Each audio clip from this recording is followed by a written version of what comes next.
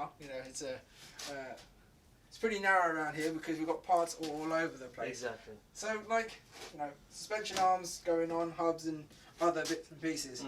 A lot of the cars you get in are crash damaged, which normally means 1 or 2 corners are a bit damaged, but then you end up with the remaining part. I've always been curious. More front end damage or more rear end damage on most of the stuff? You know what you have on a car? You will have near side front and offside rear damage. That's how it seems to work out. So probably in our stores you'll find a surplus of offside front and near side rear parts. Doesn't make sense, but that's how they generally end up being. Right. But Japan being a right hand drive culture as well, if you're going to fall off the road, you're more likely to fall off on the left side with that front end. And then spin out and hit then the other side. It digs in and then the back end on the other corner. More than likely that's what happens. Or if you're completely... You get the same thing like tail lights, for example. You get lots of lefts. Like that's a left, isn't it, for a GDB, I think. Exactly, and then you have less the other. But unless you're a lunatic and you rolled it and you smashed every corner, generally that's what happens. But there's plenty of those in Japan too. But like stuff you're saying with suspension, what we tend to do is, you know, if a car's hit in a corner, any wheel that's damaged, we scrap all those parts. Right. It's no point taking a chance. If we're supplying rally teams, race teams, and you send them a hub that's got damages, it's a waste of time. So we scrap them, we just keep the good stuff. And there's a lot of clean bits. That's the thing in Japan, because they don't salt the roads. That's from what, STI-7, like a year 2000 car, 2001. No rust, and the bushes are good. This clean to work with for restoration, like you were saying earlier. These are going to be great. Make life a lot easier. And then these kind of arms, as you say, the bushes do tend to wear out quite a bit. But then it's an often neglected thing, isn't it? And, you know, you could look at replacing the bush. Which I guess if you're after a bit more performance or whatever, maybe it's okay. But just replacing the whole arm with something that's in, you know, still good conditions, a really good alternative, I guess. I guess if you weigh up the labour, you can buy bushes, but then you've got to remove the arm, have them pressed out, put back in. You could be on a set of lateral arms, sort of 2-3 hours of labour doing that. Yes. And the issues are all to the bolts. So for example, you know, these bolts here, these will rust and seize, and normally the big long bolt, you have to cut out on a Subaru. And then, like, you know, on the Nissans, a lot of the rear end is multi-link, isn't it? So you've got so many arms, and each one's got, you know, a pair of bushes at each end. If you wanted to do a full set of bushes for the rear end of a Nissan, you're probably looking at almost 20 bushes or something. Yeah, there's a hell of a lot of stuff. Yeah. Subarus are not much better, but generally, I find the Subaru's well built, very simple construction. Couple of lateral arms. Yeah, but they're strutted at the rear as well, aren't they? Yes. So it puts a lot more of the weight onto the suspension itself, so you're not relying on as many arms at the back. That's right, and that's why they look really flimsy compared to other cars. But you've got a pair of laterals and one trailing arm, and that's it. Yeah. Very simple construction. You can take it out. But then you look at the rear damper itself, and it's super beefy, isn't it? Because it's like a strut as it is on the front. And that's probably one of the weaknesses on the rear. Yeah. Which, incidentally, is why suspension for Subarus tend to be expensive. The dampers tend to be expensive because the rear has to take a lot more force. Punishment. So, like typically, if you have like an inverted monotube structure, you can do that on the rear as well because it's strutted, and then therefore it's more ideal to do that because it makes it stronger, and you get less flex sideways on the damper. But of course that just then tends to add to the cost. Adversely on the Evo, you've got a very thin, light damper because it got much stronger. Exactly. The weight's been taken by the suspension arms, not by the damper itself. Yeah. The damper's just controlling the movement. So it's interesting in the differences in how they're approached. There are also differences how we have our own preferences, but generally I think the guys in the workshop are happy with Subaru and Evos. We don't like German cars. It's very complicated. Yeah, well, especially the era that you work with, I think, is 90s to noughties Japanese cars are very modular in construction, very easy to maintain and replace parts for. And it was before everybody was trying to tightly package cars, especially the kind of cars that you deal with. Sports cars are a little bit more open, aren't they, in how they're put together? So it's much easier to take one part. You have a transverse mounted front wheel drive car, compact car, then access to it is that little bit harder. But especially with the Subarus, they're laid out much easier. The Evos are a bit more tightly packed in engine bay. The way I always see them, they are rally cars. So if you had a Subaru rally car, you want to replace a diff between a stage, it's got to be quick, and they are designed that way. Everything is easy to work on. that's just something about the beauty of this generation of car, is that you really did feel like you had as close as possible to a race car, but was allowed on the road, right? Yeah. And then, after this generation of cars that you mostly deal with, rally cars moved away from that. You couldn't really get a road version of the race car that you love so much. And like a little bit of that's come back with the new GR Yaris. Yes. That very much feels like, okay, it's as close as you're going to get to the rally car you can go out and buy, because the engine configuration's the same, it's four-wheel drive and all these things.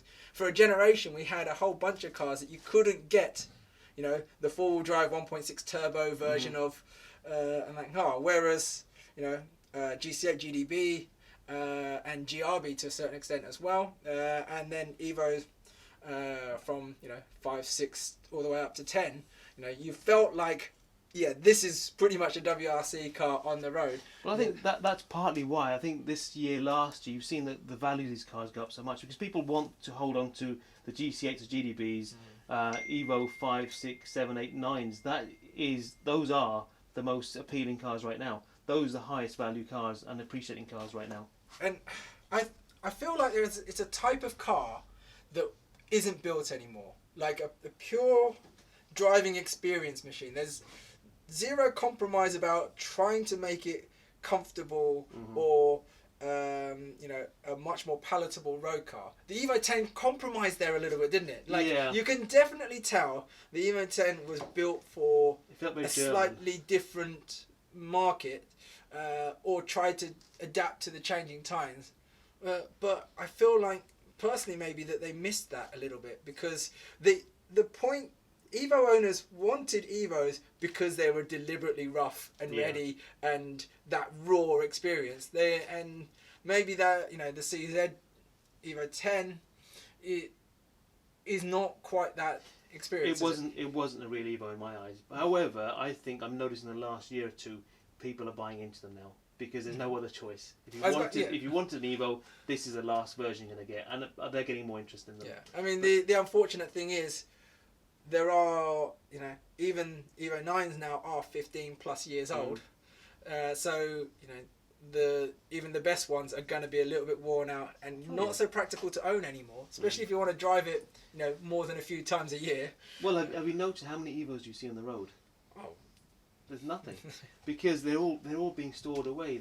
It's a shame in a way that people aren't out there enjoying them, because their values have gone up so much, they're now being restored and put away as investments. It's still going to prolong their life, but they're not being used for what they're built for anymore.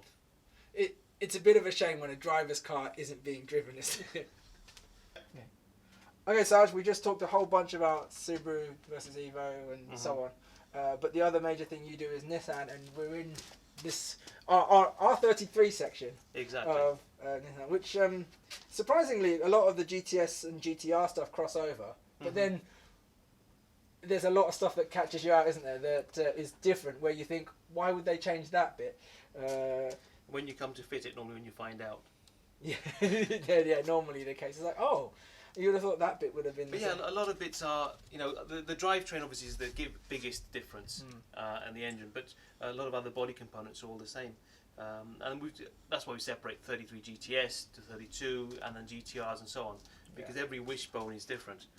But we try and keep everything marked left, right, front, back. Yeah, 32 and 33 are actually quite different in structure, whereas 33 and 34 are actually quite close to each other underneath the body. There are a lot of similarities between the range, but even silly things like these little brackets that hold the radiators in place, they're interchangeable, and people lose these bushes and things. So oddly enough, we stopped breaking Nissans a long time ago, so a lot of this stock is very old, but now it's become very sought after. So in a way, I'm glad we've kept it. Some of this stuff might have been here for 10 years, from when we first moved here, bringing all the Skyline stuff with us. It's interesting. We just mentioned this earlier. This is a great find, because this is the boot emblem where you flip the thing over there and then the key goes in. These often fall off, don't they? So you end up with just a bare plate. And then what's great, you see, this is the kind of attention to detail that I like, is the fact that you've got the main ignition matched with it, so that if anybody wants to replace this, they replace the ignition with it, Yeah. and then they're still on one key. Like the number of old cars where you end up having to replace one lock, and then you end up with an extra key. It's like, okay, so this door is operated by this key. My ignition is on another key. My boot won't open unless I've got a third key, and I lost that years ago. Exactly. So the fact that you've actually kept both of those together means that at least you can do those. I mean, the doors are a slightly separate matter again, but at least you know. Well, the Skylines also had a glove box lock, but we never kept. How far did you go? They had a matching key for the glove box. Right. Have you ever seen one of these, man? Look at this. Do you know what that is? This is an answer back style alarm system, isn't it? This should be a remote start. You can start your car. Oh yes, yeah. So you hit the button, it starts the car, and it will actually beep back to tell you that it actually has started. This is really, really old. So I think Japan obviously would have had this years ago, probably 15 years ago. About 20 years ago, I had a system, and then I wanted to install. It was on an old EK Honda Civic, and I didn't have a remote lock on it, so I wanted to add that. And Yupta in Japan created a system where you could just get a fob, and you could hit the button, and it would operate the central locking. But what it also had is it had a proximity thing to it. So you could actually set it so that it automatically locked. So as soon as I walked away from the car, it would lock. And when I walked up to it, it would unlock. Like, I finally have that within the last few years of my car. But as an aftermarket thing, I had it on a 1998 Honda Civic. So yeah, interesting. But what would you do with that? I don't know why it's in there. Have you got the other half of this? Unless you want to go with lots of boxes of wiring. So it's just a box to remind you what the 1990s used to be like. When I went to Japan, the first day I got there... Sarge, do you remember we were talking about how you don't know how to get rid of stuff? This is one of those things that you need to get rid of. I didn't even know. So you probably keep remotes to old TVs that you haven't had for 10 years, don't you?